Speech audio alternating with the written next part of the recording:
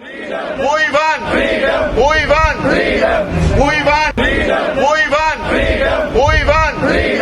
खुशबुओं का शहर पेरिस एक बार फिर नरेंद्र मोदी के खिलाफ फलक शगाफ नारों से गूंज उठा।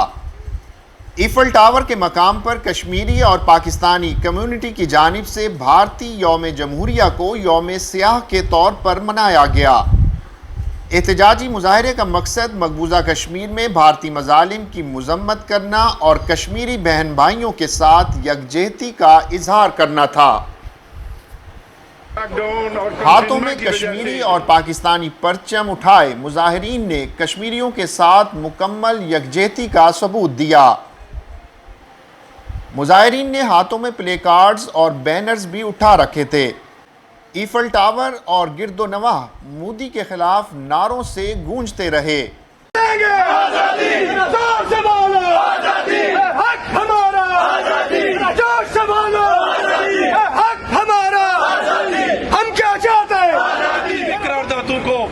सीनियर कश्मीरी रहनुमा मिर्जा आसिफ जराल का कहना था कि कश्मीरियों से हमारा रिश्ता खून के आखिरी कतरे तक कायम रहेगा और जब तक अक़वाम मुत्तहिदा की करारदादों के मुताबिक कश्मीरियों को उनका हक़ खुद इरादियत नहीं मिल जाता तब तक मोदी का नापाक चेहरा दुनिया को दिखाते रहेंगे।